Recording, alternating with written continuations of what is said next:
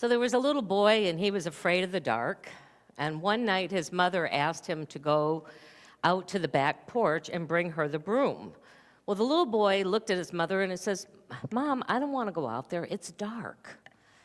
And the mother smiled reassuredly and said, "You don't have to be afraid.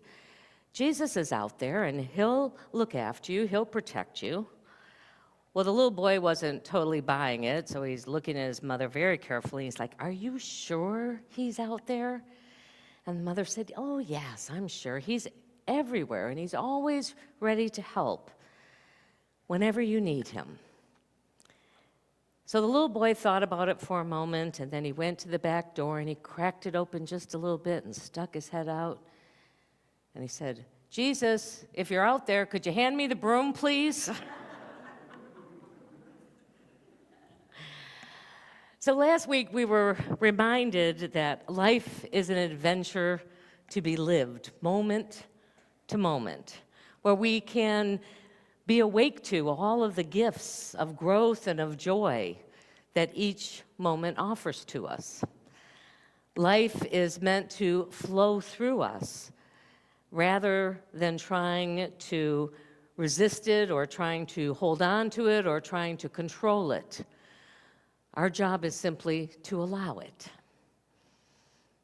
And what keeps us from living in this heart space where we can experience life as this flow is our clouds of struggle.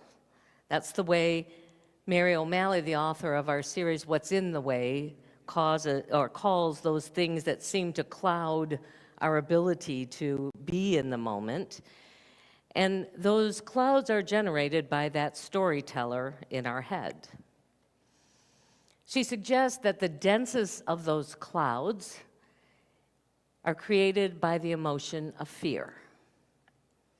And many of those fears that we carry around today were generated in our childhood. If we could go back and be inside of ourselves when we were 2 or 3, we would recognize this growing insecurity and fear in our own mind. Fear of our parents leaving us, being teased or bullied by an older sibling, grief when a beloved toy was broken or stolen or lost. And then you can add in preschool and kindergarten when kids say mean things to you and tease you and reject you. Out of those experiences arose the fear, and we all have some very general ones, typical in our own awareness or our own subconscious. One of those might be, I'm not good enough, I'm not doing it right, nobody loves me, or that feeling of I'm all alone. I know in my young years, I was really, really shy. And after having a brother, or actually 2, but mainly one that teased me incessantly, I got to the place where I wanted to just be invisible. If you would have asked me back then what I wanted to do or where I wanted to go or what I wanted, my stock answer was, I don't know, I don't care. Because if you could just not have any opinion, if you could just be someone who really wasn't there engaged, then my strategy was that I would avoid a lot of those things that brought up fear for me. And that persisted all the way through my early teenage years, and I found myself absolutely miserable. Many teens are that way anyway, but I was alone and miserable. I had lost whatever few friends I had and just was not happy with my life. And at the end of my 8th grade year, we were moving. We moved from Detroit, Michigan. I had always lived in big metropolitan cities to a very small town in the Upper Peninsula of Michigan. And I decided, and it's really interesting about the power that we have to make a decision, that I was going to change my persona, that I was going to be now one of the cool people. Even though I didn't feel it, these are people who didn't know me, and I was going to go be a new person, and I did. I got in a lot of trouble the rest of my teenage years, but I had much more fun, and I had much more friends. And it's interesting, though, that despite all that, the fears of childhood didn't necessarily go away once I became an adult. And it's true for many of us. They remain buried inside, and they influence us from underneath our everyday awareness. They are still a part of our subconscious mind, and they rear their heads oftentimes in situations where we're caught off guard, that we would have that kind of emotional reaction to whatever was going on. Imagine that you can watch yourself attending a party on a movie screen. And here are some thoughts. These aren't always the things we say, but some thoughts that might be running through your head. Might be, I talk too much. I don't talk enough. Another drink will make me feel a lot better. Boy, she's much prettier than I am. I think I'm doing pretty well with these conversations. Oh, they could never be interested in me. When can I leave? I don't know what to say. I'm smarter than her. I can't believe that she's wearing that. Boy, I think this outfit makes me look fat. Any of those thoughts ever run? I mean, these are the things that the subconscious mind sort of runs through us, whether they have anything to do with what we're experiencing in that moment or not. And they're oftentimes driven by those forgotten childhood fears. They're driven by that desire to want to be good enough, to do it right, and to feel like we are worthy of being loved. Certainly, my early fears didn't go away with that new persona. They manifested into, ultimately, for me, how they showed up was never letting myself be vulnerable. I would never let you know that you could hurt me. Even if you did deeply, I would act like all was okay because I never wanted to feel like anybody could know that they had that power over me. And what it did was just drive a further wall between relationships, because it's only when we're vulnerable, it's only when we're being true to who we really are that we can feel that deeper connection. I wouldn't even be vulnerable with God. I would pretend like that part of me was not who I really was, because how could God love that? With fear as our driver, it's impossible to trust life. And that's what we're talking about, this allowing ourselves to trust that life is here for us, that we are here to experience all that life has to offer. When we're in this mode, we have to do life, and we have to do it right. The storyteller in our mind truly just wants to be loved, and yet it doesn't know how to love itself. It wants desperately to be understood by others, and yet it doesn't know how to be with itself in an understanding way. It's afraid of rejection, so it works hard to project an image that it believes is acceptable to those around them. And it doesn't know how to deal with the guilt and the shame that comes from the hidden parts that generate deep feelings of unworthiness.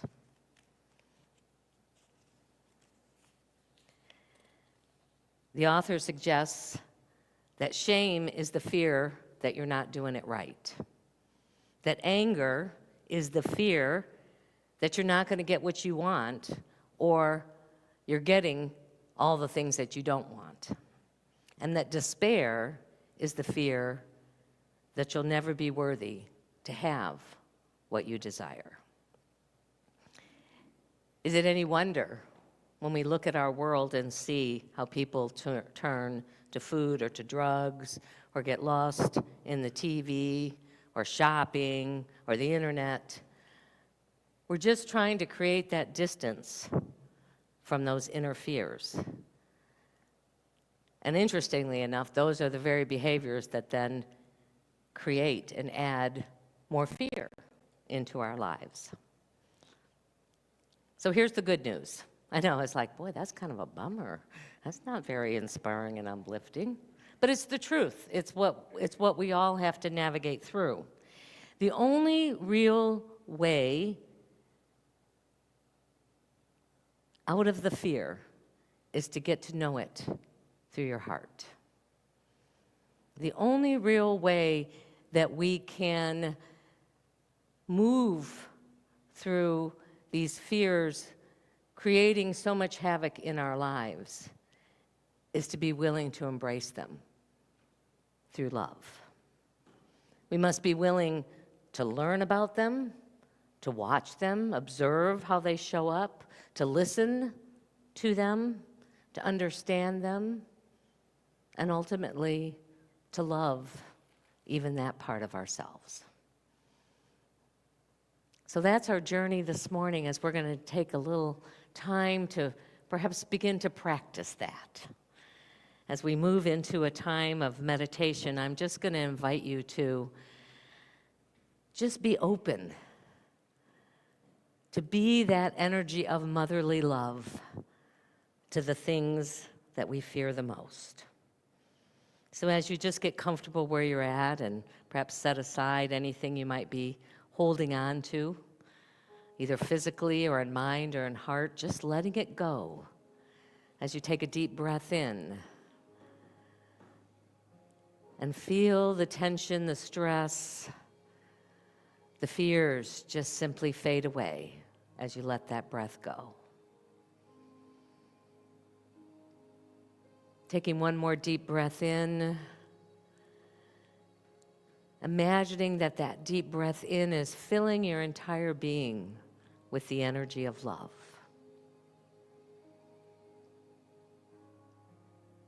In this present moment, affirm to yourself, I am safe, I am loved, I'm enough. See if you can't do that from that place of wholeness, of love.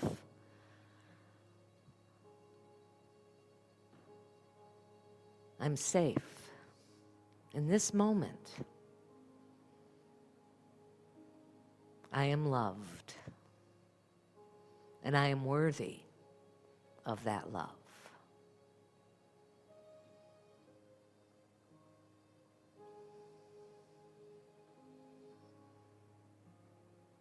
Now see if you can't allow some fear that's a part of your subconscious past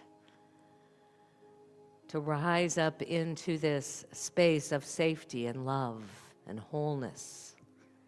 Invite it in. Listen to it. See if you can't understand its roots and origins.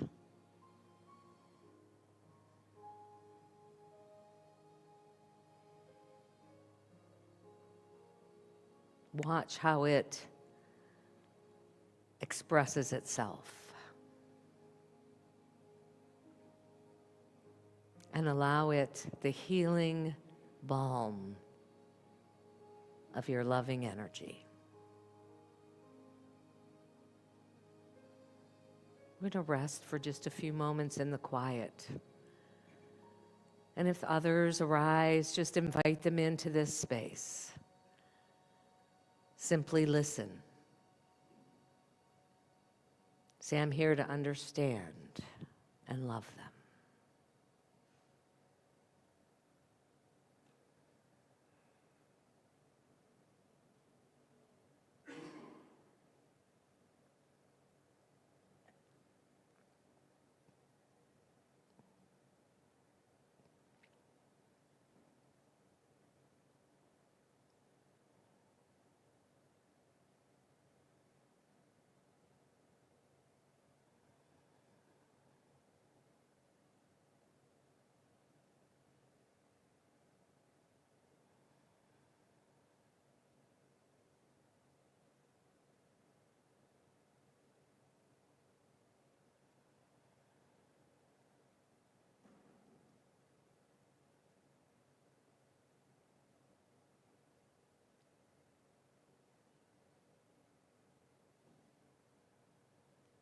Take another deep breath in and just give a warm embrace to all those parts of yourself that have been struggling, even if you haven't been aware of them.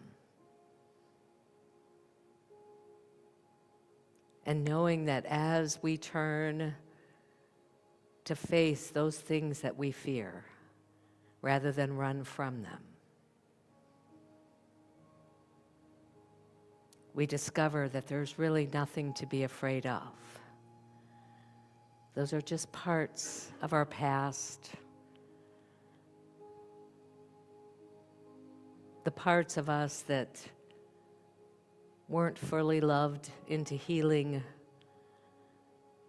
when we were younger.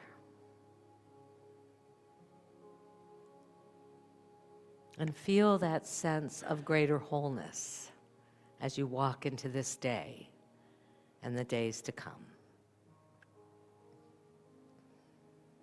So as you bring your attention fully back here, aware of your body and of the sounds in the room, whenever you're ready, you can open your eyes.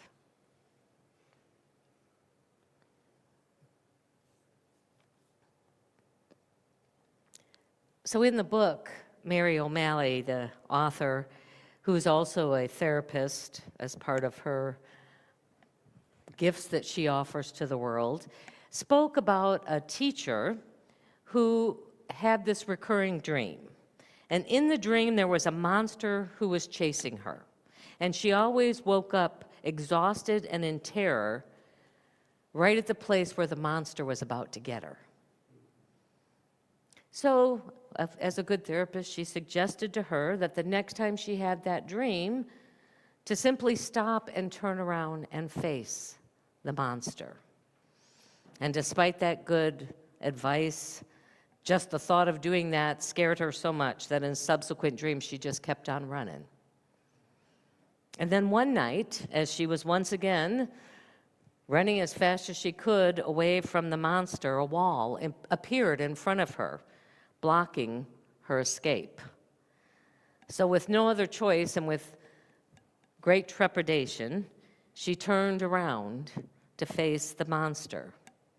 And to her surprise, the monster stopped too and didn't come any closer. And then she noticed that the monster had pink fingernails. And in that moment, she woke up and she never had the dream again.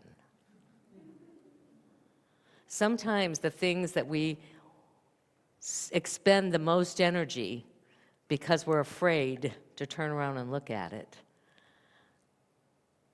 are really our own fears that are grounded in nothingness. And as soon as we're willing to do that and to embrace that, those fears, when brought into the light, simply dissipate. They disappear. So here's the good news. You are a loving presence that your fears have been waiting for. You are the loving presence that can begin to heal those fears. It is your heart that will heal them. And in this process, we may discover, as it says in a letter to a young poet, perhaps everything that frightens us in its deepest essence is something helpless that wants our love. So the coming weeks of our series will be a discovery of how our fears can be healed through the accepting attention of a compassionate heart. And our invitation this week, especially in those times where we feel afraid, is to remind ourselves to simply shine our light into it, to love it, to be willing to face it, and to know that ultimately fear is nothing to be afraid of. Well, it is our opportunity now to share of our financial good with this community, whether you are sharing physically today or you give electronically, we still want you to come and be in this flow of giving and receiving. So in a moment, the ushers are going to invite you to come up row by row. You can place your gift or the energy of the way that you contribute to this community just by holding your hand over it and adding your energy to it. And then we encourage you to also then receive an affirmation to bless you this week. We are so grateful for the many ways in which abundance flows in and through and out back to bless this community. For those of you who may not be aware, we tithe 10% of whatever comes into our community out to the greater community, both locally as well as supporting Unity Headquarters, Silent Unity, which is our prayer partner. We also support Grace in Grapevine, as well as the North Tarrant County Food Bank and the Awareness Project here. So we're very blessed to be able to be that loving support through your gifts and have that flow back out to bless others in this world. So let us take what we offer today into our hands and into our hearts and join together to bless it. Divine love, through me, blesses and multiplies all that I have, all that I give, and all that I receive. Thank you, Father, Mother God. And let's do our peace song. Let there be peace on earth, and let it begin with me. Let there be peace on earth, the peace that was meant to be. With God as our Father, then we all are we. Let me walk with my family in perfect harmony. Peace begin with me. Let this be our moment now. With every step I take, let this be my joyous vow. To take each moment and live each moment in peace eternally. Let there be peace on earth, and let it